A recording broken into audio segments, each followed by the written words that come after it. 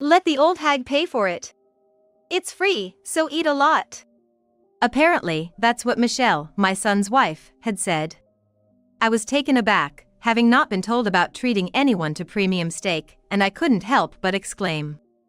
I was then on the phone with my son, William, when Michelle snatched the phone to explain. I began questioning Michelle, who was insistent on being treated. Where is that steak from? Huh? Why? Just tell me. What's the name of the restaurant? Hearing the seriousness in my voice, Michelle was slightly irritated and responded like, "What's her deal?" It's from a premium steak place in the next town. Do you mean this place here? As I mentioned the name of the restaurant, Michelle sounded utterly shocked. My name is Susan. I'm 78 years old. I've been in this industry for about 50 years now. By this industry, I mean the food and beverage business. Marrying a chef turned my life completely around. For me, who used to be a secretary, this was a whole new world. I often got reprimands from my husband and the staff, but they were teaching me the ropes. I understood that their scolding came from a place of love, so I never took it to heart. Far from getting down about it, I've always had a determined spirit. Every day, I strive to prove myself and earn their respect. William, get the dish for table 3 ready. It looks like it's gonna be done soon. Got it. Our restaurant was busy every day, but my husband and I enjoyed working together, supporting each other. Until William decided to start his own place, he used to work in the kitchen, helping in the restaurant while also learning the craft. We knew he had considered taking over our place, but we respected his wish to try his hand at his own place. Years later, after completing his training, William finally achieved his dream of opening his own restaurant. The big day, huh, William? Do your best. I dunno how far I can go, but I'm gonna make it a success and make a name just as big, if not bigger, than you guys. Seeing our son so cheerful and determined, we felt proud of how he had grown up. And soon after the restaurant opened, he married Michelle, whom he had been dating for some time. I thought William and the others would lead a wonderful life and be happy. No one expected that this marriage would be a turning point for our family. Our restaurant was a large establishment, emphasizing traditional American dishes. The setting was in a classic American style, and many of our patrons were adults. While there were families, the atmosphere of the restaurant felt a bit formal, perhaps a bit intimidating for younger folks to come in alone. On the other hand, William's place was the exact opposite. He'd set up something reminiscent of a family diner.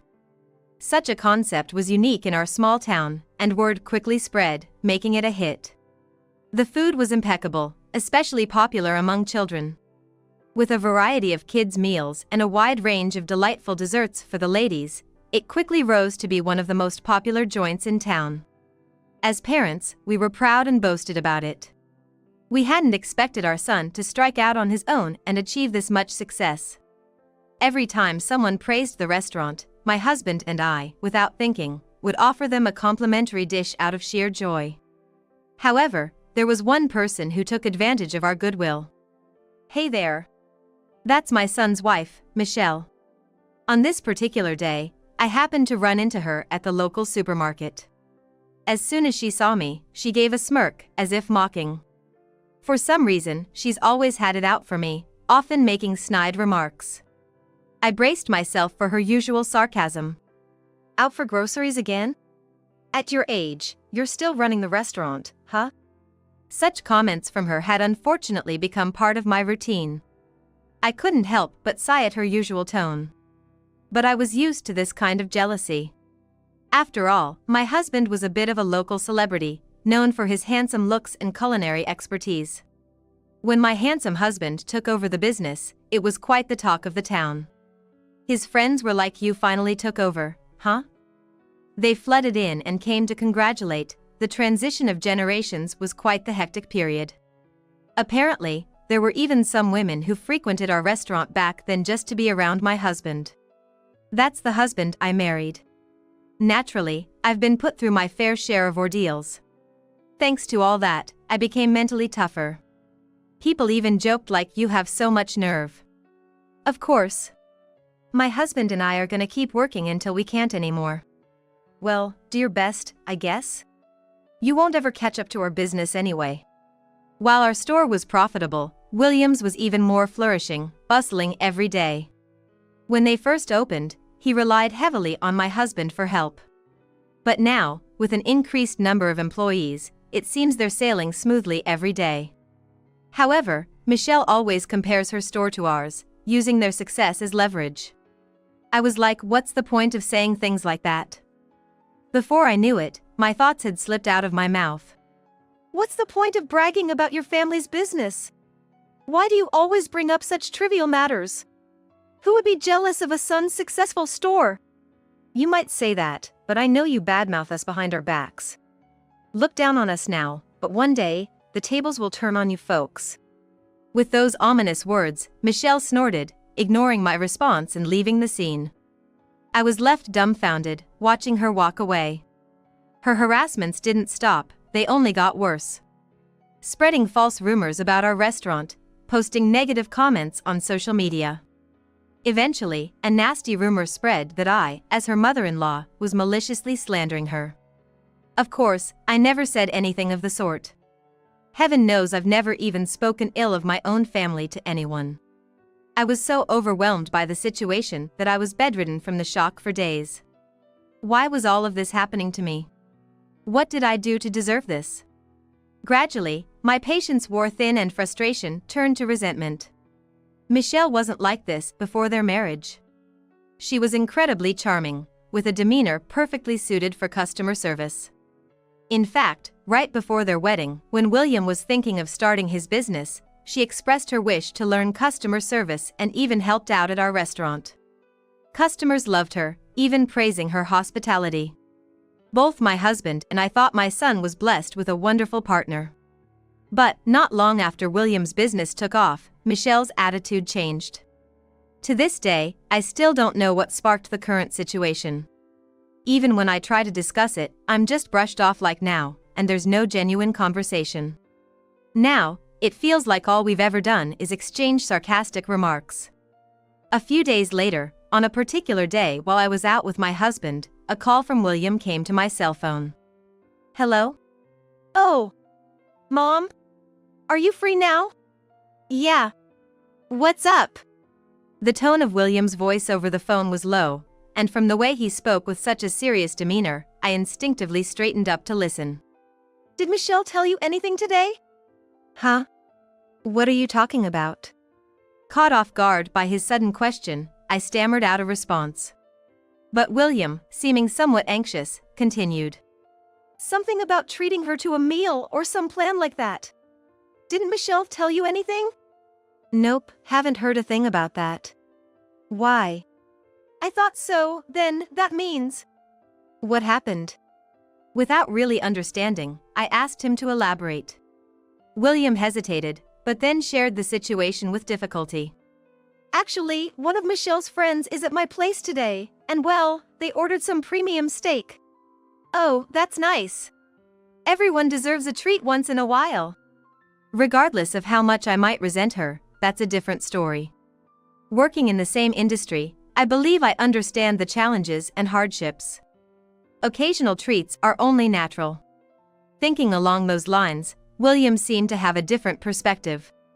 The steak is fine, but what they said when they ordered, it's just weird. What did they say? Hearing my question, William hesitated, struggling to find the words. I had a hunch it was about me, but when I heard the words, my face contorted in anger. Let the old hag pay. It's free, so eat up. That's what Michelle had said. I exclaimed in shock. At the same time, my anger reached its peak, knowing I'd been spoken of in that manner. My voice became unintentionally harsh. Who you calling an old hag? I haven't agreed to pay for anything, nor have I been informed about anything. Well, yeah. It's the first time I've heard someone call an old hag. I did think it might not be you. But then the conversation I overheard with a regular sounded a lot like you. A regular? Michelle is a friend of a regular at my diner. Well, she became a regular and then they became friends. They're having dinner at my place today. Oh. But I wasn't told anything about that. While we were discussing, there was a sudden rustling sound in the background, and with William's frantic voice, someone else took over the call. Hello? Is this Susan? It's Michelle. It seemed that Michelle had realized William was on the phone with me and had taken the phone from him. Michelle, what's going on? You heard from William, right? That makes things easier. I'd appreciate if you could treat us to dinner. Her words, delivered in a cutesy tone as if she was looking for praise, honestly irked me. But, of course, I wouldn't show such a childish reaction and spoke calmly. Listen, Michelle. Just because we're family, do you think you can get away with doing things without asking? Why are you being so stingy? It's just a little favor.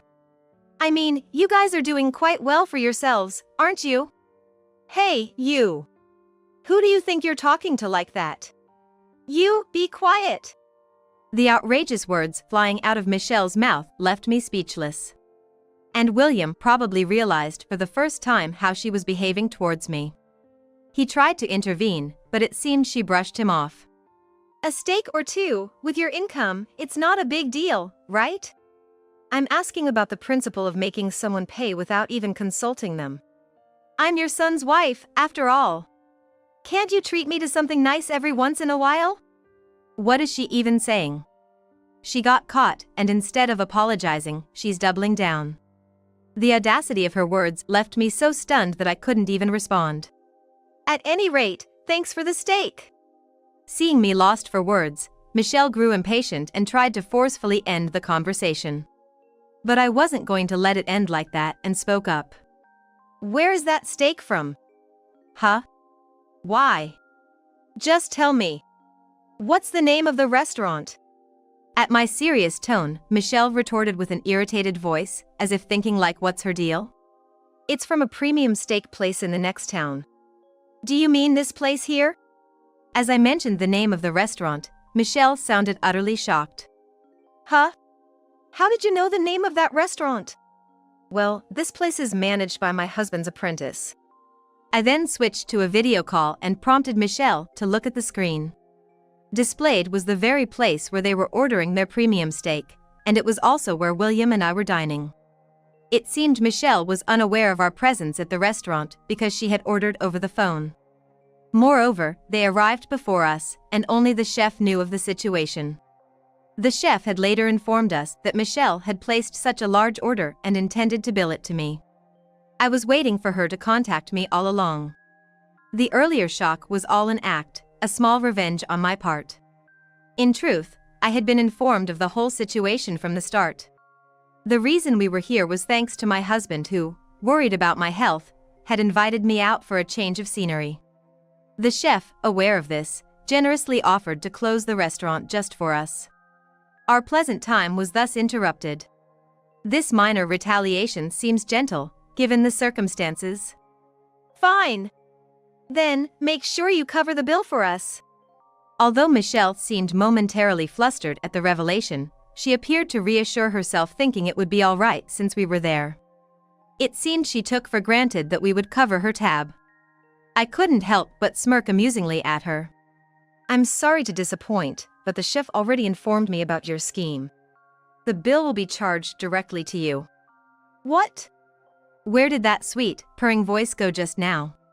Her true colors seemed to show, and the surprised reaction from William nearby was evident. Unperturbed by everything, Michelle lashed out with a sharp tone. Why should we cover it? We didn't know any better. Why should we pay, especially for your friends we don't even know? You're my husband's mother, isn't it only right for a family to cover the bill? Don't pull that card only when it's convenient for you. Do you have any idea how much I've had to endure your sarcasm and harassment? Taking advantage of William's ignorance, do you think I don't know what you've been up to all this while? There's only so much I can take. I couldn't stand by as she accused me, especially when I wanted her to understand the gravity of her misdeeds.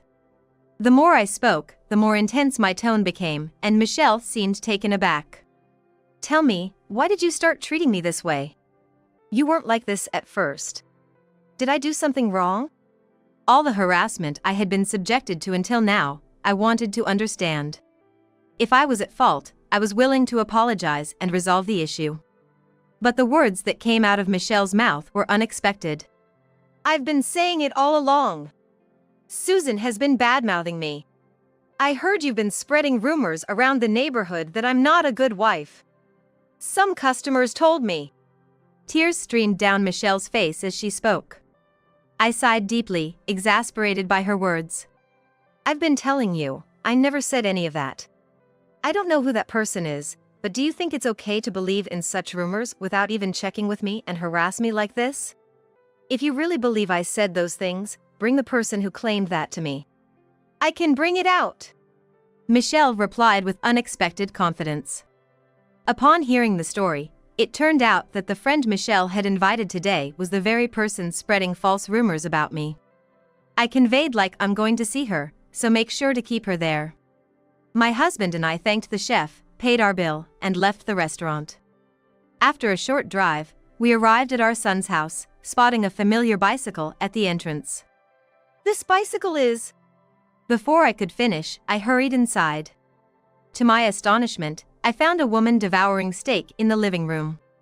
She seemed equally surprised and choked on her steak when she saw me. Long time no see. When was the last time? Since you got banned from her place? As I flashed a sinister grin at the flustered woman, she trembled with fear. Huh? Do you know each other? Since the woman hesitated to respond to Michelle's question, I explained the situation on her behalf. She used to be obsessed with my husband and got banned from her place. Michelle and William both gasped in surprise upon hearing that, and I continued. She couldn't accept that he married me, so she kept harassing us day in and day out, which led to her ban. So, the bad things she was saying about you.